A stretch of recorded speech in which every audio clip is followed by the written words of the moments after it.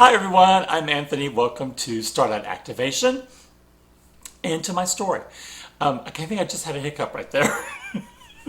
I've got a couple of things I want to uncover, and I just wrote a brief little thing in my journal about this. One of them was on the trip that I just finished. I had a layover in Lake Washington, Seattle, and so I've never had that layover before. So you're saying basically on the lake itself, our hotel was like right on the water, and then there was a park next to it. So the aquascaping channel was going to take advantage of this, because you guys know that on my aquascaping on the Fly channel, I build terrariums and aquariums guided by spirit, guided by divine and Mother Earth. And so I thought, okay, I'm going to get out there and see what I can find. I'd had this idea about getting some moss and trying some experiments about putting moss, if we could do terrestrial moss, and maybe will any of it grow submerged underwater. So that's kind of what I was looking for. So I check into the hotel, and like I do at a lot of hotels, I asked the front desk where I could find moss. And this one of the ladies behind the desk, she's like, oh yeah, you just go downstairs, blah blah blah, do this, there's a park that's just really, really close. So I get out into the park, and the park was amazing. It was a glorious day, winter, but warm sunshine, beautiful clear day. I mean, it was absolutely gorgeous out. So I had a fantastic time, and I collected 5 different types of moss. Now, some of them I've seen before. Like one of them I hadn't seen before, so I was really excited about one. And I wasn't able to bring back too many plants, just because the water there has an edge. It's all sand, and nothing really grows. There was nothing growing in it, like on the water's edge, because it is a big lake.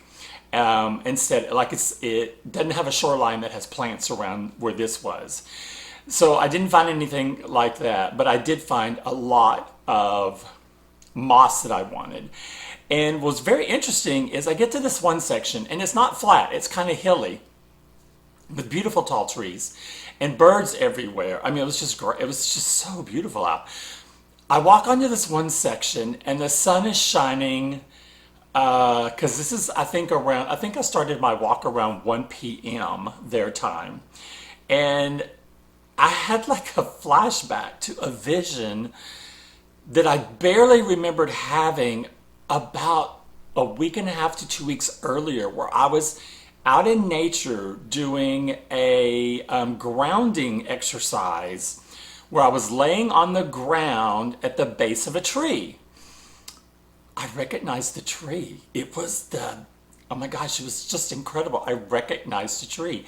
I walked around the area where the tree was several times, and I'm like, okay, I have to lay down here, because this is where that vision was. And I thought it was just a vision of showing me how to do grounding work outside. I didn't know it literally meant to show me the tree that I was going to pop into within the next 2 weeks. So I laid down at the base of the tree, sitting up first, and it was so comfortable. I mean, just like in my vision, my back just fell against the trunk, and it was so comfortable, and the sun was shining right on my face. And so I'm sitting there, and I'm like, oh my God, this feels so good. I think I'll lay down. So I decided to lay down, and I was laying on some moss, and it was completely comfortable. So I'm elevated. I mean, my head's up really high, and then my body is down low because it's on an incline. So I'm laying back. The one thing that caught me really strongly when I first laid down and I closed my eyes, you know how you can always see the sun through your eyelids? Well, I saw a color I have never seen before. It wasn't red, it wasn't yellow, it wasn't orange. It was a mixture of colors, and it intensified while I was laying there. So the color became more brilliant and deeper. And I was like, oh my God, this is so amazing. And then I fell asleep. It's just, we were right to sleep. So I woke up. I don't know how long I was asleep, but I felt amazing and I felt grounded. I still feel grounded. I can still feel it in my feet right now. I can feel it just like I was there. So that part was just, I mean, it's something that took me totally by surprise. And the funny part of this story is the next day I was doing the return flight from Seattle to Texas. And I'm doing service in the back of the airplane. And this passenger just asked me, hey, did you find your moss yesterday? And I was like, what? How did you know I was looking for moss yesterday? And she just smiled at me and I said, as a matter of fact, I did. I said, do I know you? That's when she said that she was working at the front desk of the hotel. She's the person that gave me the advice on where to find the moss. And so, oh my God, that was so amazing. Her name is Jasmine. And so I told her I would give her a shout out, which I did. I put a video on the Aquascaping channel giving her a shout out. So that part was so cool.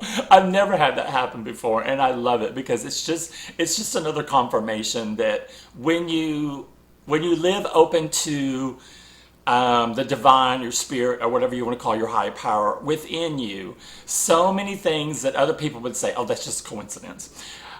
No, we know it's not. We know it's not coincidence. So that was one of the things I wanted to say. The next one was, now again, you guys know that I schedule your videos out well in advance because I have lots to talk about. And so this actually happened on Valentine's Day. I've told you before, there's a channel that I follow on YouTube. It's Secret Shaman Oracles. And she had a video that popped up on Valentine's Day. Now, I slept through most of Valentine's Day because I had just gotten off of a trip, so I was really, really tired. But when I woke up, I decided, okay, I'm going to listen to her message. And when I was listening to the message, I was like, okay, it was a short message for her. She normally has videos that are about, 45 minutes to an hour long. This one was like half of that time, so which is really kind of rare. And then, but the title of it was Unplanned Advancement You Didn't Even Speak or Seek. Seek? Anyway, it's one of those. I think it was You Didn't Even Seek. No, I think I wrote speak by mistake. So something you are doing is holding you back was one of the cards. Now, the interesting thing was this whole reading was about angel cards. And I always pay attention to that because you guys know that when I go into prayer meditation, I list, all the people that are in my group. And I have a lot of angels that I rely on, and Saint Michael being one of them. And there is a special deck for Michael, and so she always uses it. So she did use that, and I think she used Michael's. I might be getting that confused with another one, but I know that there is a deck for Michael, and I always pay attention when his messages pop up. So this one about what are you doing that's holding you back really didn't resonate with me at the time. I kept thinking, I was like, no, I pretty much try to work on everything as it happens. Like, as soon as something pops up, I try to take immediate action on it if I can. Excuse me. And if I'm not able to, then usually I make notes or something about it. Well, this time, since it didn't resonate with me then, I thought, okay, it's a different message. It's like half the length of what hers usually are. It was on Valentine's Day. Maybe this isn't something that, I felt really aligned to me. Okay, cool. About 24 hours later, though, something did happen that made it resonate for me. So I had spent Valentine's Day mostly in bed because I was exhausted. Then I had an entire day of having to work on my channel, the YouTube channel, my aquascaping side. that meant water testing, tank refills, water change outs, cleaning. I mean, all day long. I mean, I have 14 tanks, and they all had to have either a water change or maintenance, and I had to do chemicals on each one of them. So I was like really wiped out. And so I really just didn't like pay attention to the time or anything like that. But because I was kind of like, you know, really wore out, it was kind of good because I decided that evening that just out of the blue, I thought I'm going to try and do a guided meditation, because I never have success doing them because I usually just fall asleep. So I set the intention. I put some Hertz music on my mobile device. I laid down on my bed. It was dark, and I had incense going, but up here in this room, not the bedroom. And I kind of lay back, and I was just kind of like trying to meditate and see what was going on, check in with myself, check in with my guides. And for some reason, I felt myself questioning or doubting. And like, because I had my videos on my aquascaping channel release every Saturday. And so I had just looked at the day before's video that had released, and I think it had 7 views, and that's it. And so that cast a little mini doubt or depression on me. And I thought, my content is really good. I stand by my content, just like I do for this channel. I show you 100% realism. I don't shy away from anything. And on that channel, I show you my content, and I show you the reasons why we're doing things. And it's more like a tutorial, so that people will understand. So I just don't show you this flashy tank and say how marvelous it is. No, you go through the steps that I go through on film, in great detail. Those videos take a long time to actually record and to produce. I mean, I can spend 2 hours in production just because of the visuals I need to put in there with it, like text boxes or screenshots to show you exactly what's happening that are in addition to the video that I'm putting in there. And so I thought, no, my content is good. I'm doing something wrong. Then that bled into, that statement right there bled into another one. I thought, I felt this coming over, and I thought, you know, what's to say that my kingdom spouse that's coming forward is even going to want to be in a relationship with it? What if they think I'm too old or too ugly, or they're not their type? And I felt that happening. And then that led to,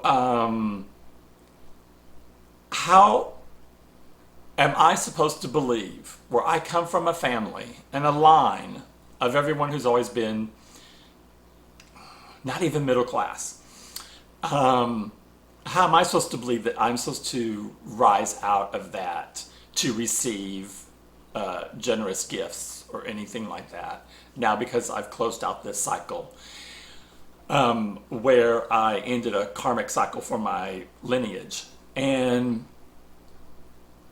everything was doubt,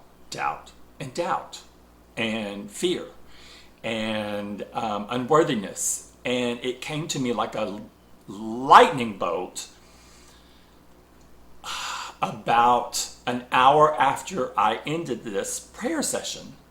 I was thinking out loud. I don't remember what I was doing.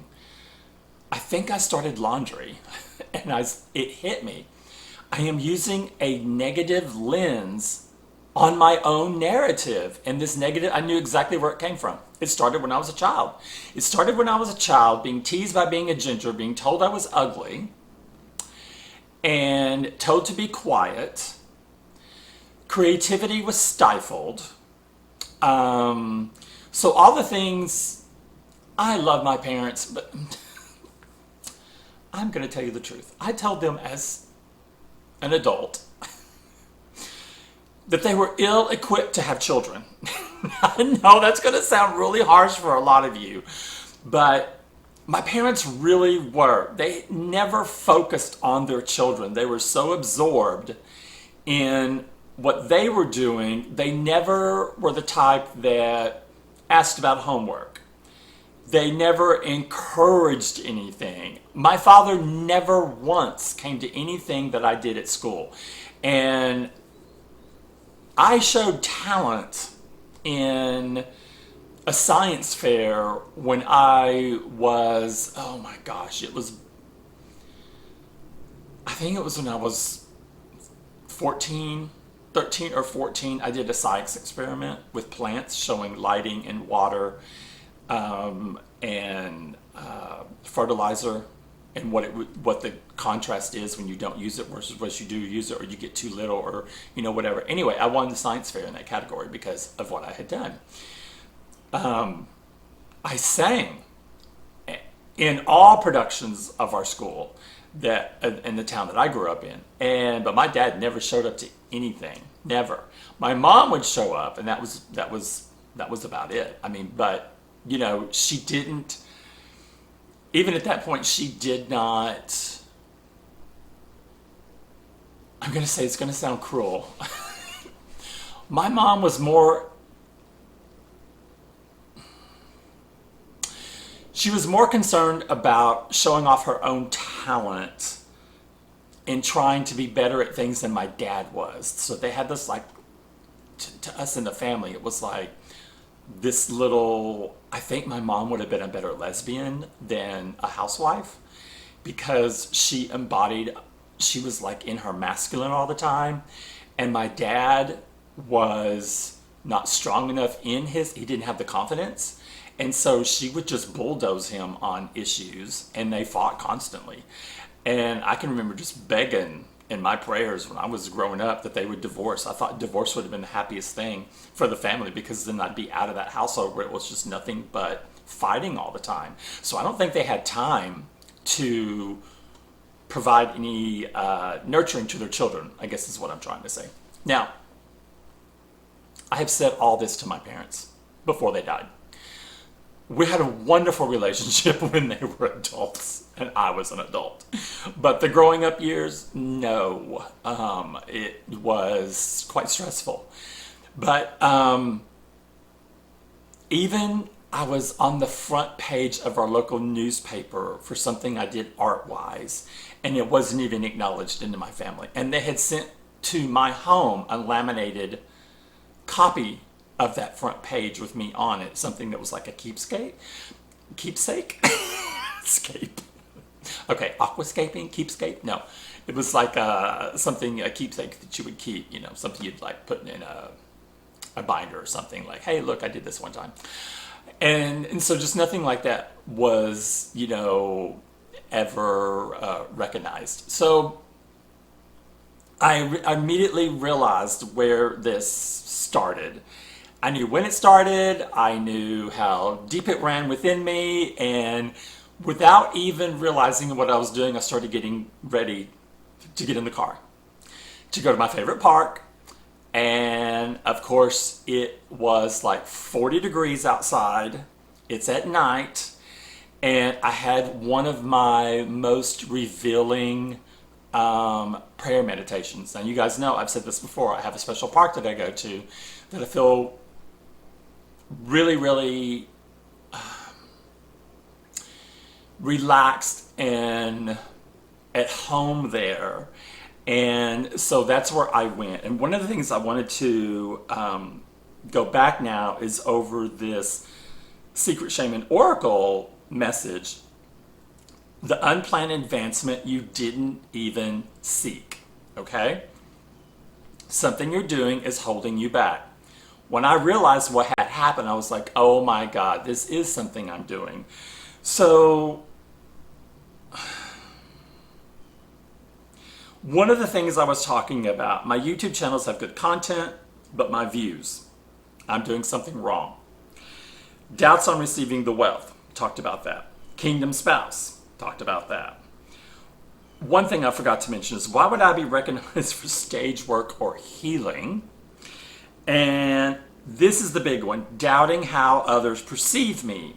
using a negative self-image, or what I call a negative lens, on my own narrative, I realize others may see my light, my energy, my goodness, my spirituality, and that's when it clicked.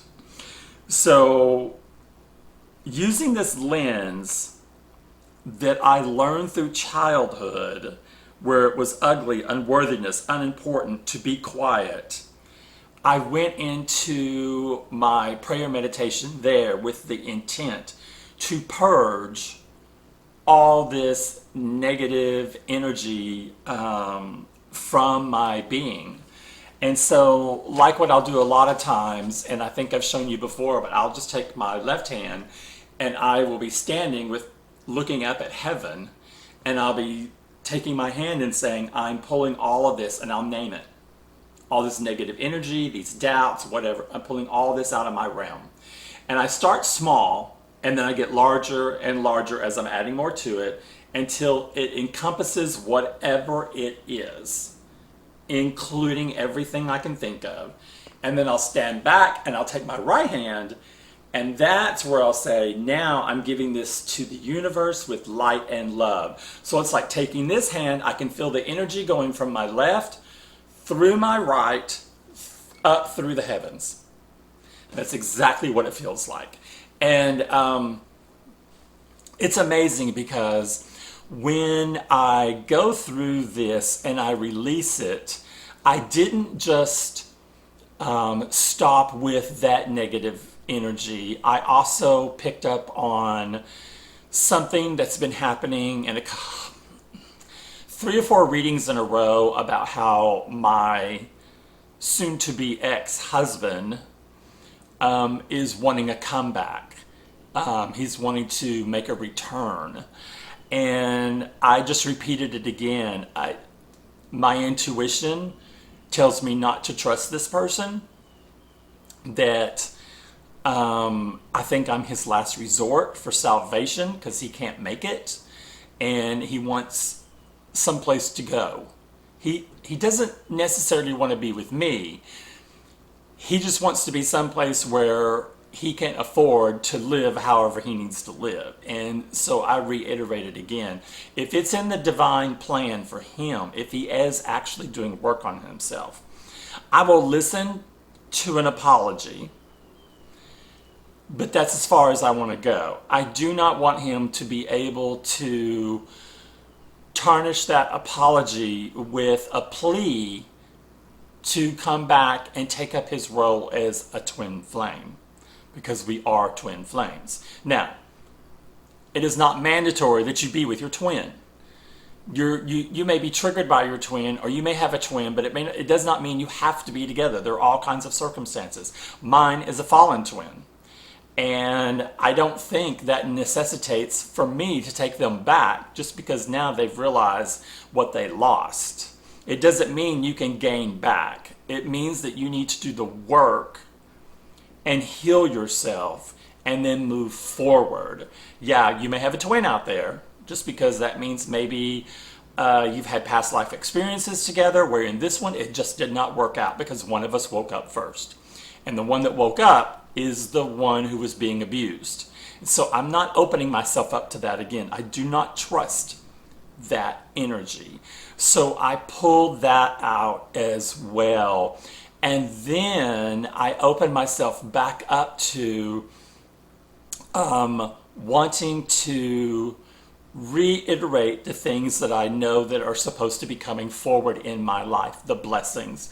And one of them being the kingdom spouse. That I want my heart to be ready when that person arrives, so that I don't miss a step. So I know that what Secret Shaman was saying is, there's something in the way that you're doing yourself that you need to get rid of and pull that layer off. And so when I did, it made so much more sense to me that I had been blocking myself, my own progress. I could get up to a point, but I could not see it. I couldn't see it until after all these events unfolded in time. And I think it was looking at not just the kingdom spouse, but the gifts I'm supposed to receive as far as enhanced spiritual gifts that I do not want to block. Because I have talked many, many times about every time I'm on a trip, a work trip, I use my gifts. I use them. Being an empath, I read the energy of passengers on my plane. So I know which ones I can have fun with, which ones I can engage with, and make the flight as enjoyable as possible. I counsel almost every single time on a trip to one of my coworkers that for some reason decides to divulge in me something that they wouldn't talk to other people about. I don't know. I just have that. I guess I just have that. That's maybe part of my aura. That's part of my light. Is I'm exuding a safe space for someone, and I can talk to them, and when I answer, I know it's not me always answering. It is the divine coming through me, because I'm told every single time that what I say resonates to them. And I'm used to that, and I trust that. So that I want that to be enhanced. I want to be able to heal. I think that's part of my calling, is to heal. And I want to be able to do stage work. And by stage work, I mean standing on a larger platform, being able to heal more people. So there's one component I forgot to left out whenever I do this purging to the universe. I follow that up immediately with saying that as the universe has accepted this from me, please allow my light to accompany this energy, this negative energy that we're releasing, and allow my light to transmute this negative into positive and turn it into diamond dust. Because as it turns into diamond dust, I want to automatically give this to Archangel Michael. There is a leather pouch on his side that is filled with diamond dust that I provide.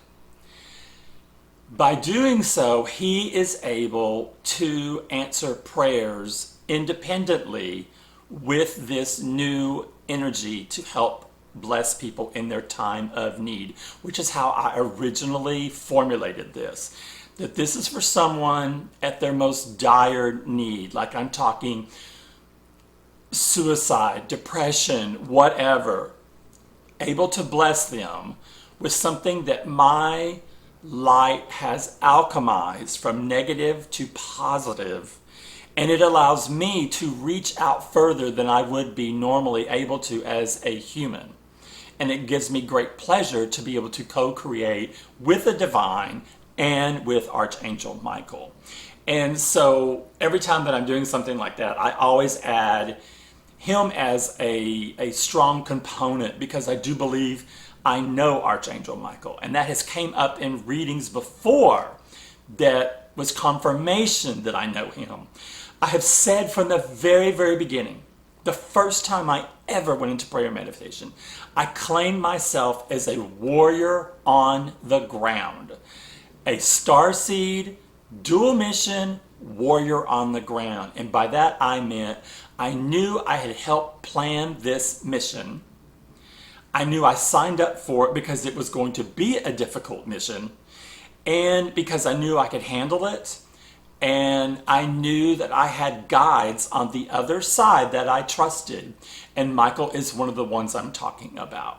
So it's interesting, from the very first time when I was awake, that I knew this immediately. I had no reservations. Sirian Starseed, dual mission, got it. Lightworker, got it. I'm here to elevate humanity, got it. I'm here to heal. I doubted my healing until I started really seeing that I was healing. And I could see people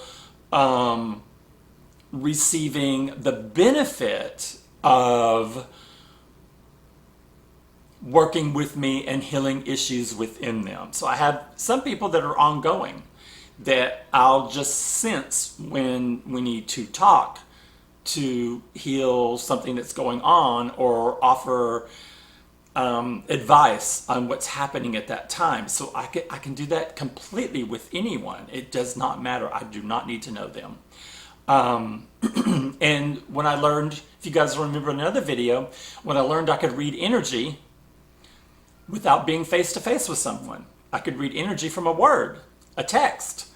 That was amazing. So the parts about receiving enhanced gifts are very exciting to me because I do not know what is else on the horizon. I know that I just don't want to stand in the way of it. So when my readings talk about being on stage, I have had a vision of that before someone said anything about it in a reading.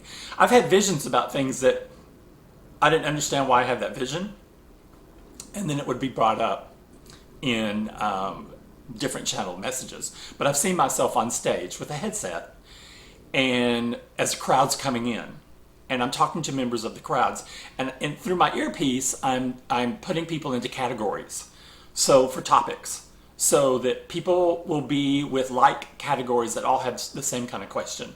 So it's easier to get them up on stage and to pull them together as a group where one person's not singled out, but there's a group of them and they can kind of bond in their own group, and then we can discuss whatever their issue is in that group.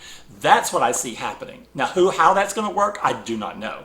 I just know that at some point, someone's going to come forward and offer me a position like that. So we'll see how that unfolds. But I really was excited to bring you the video today because it incorporated a layover story and a vision that I had had that came to pass 2 weeks later.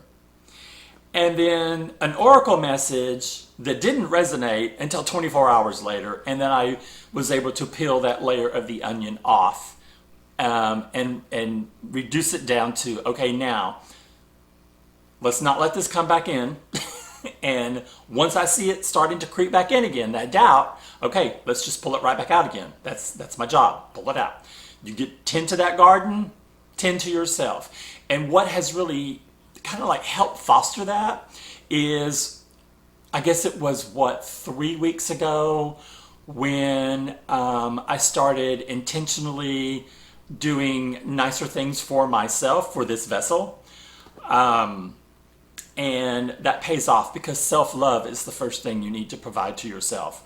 You've got to love yourself before you can love anyone else. And I know that sounds like such a cliche, and I know there's a song in that, but it is totally true. So I hope this video really resonates with you guys and that you find something insightful in it. And please always leave me a comment, and because I am here for you.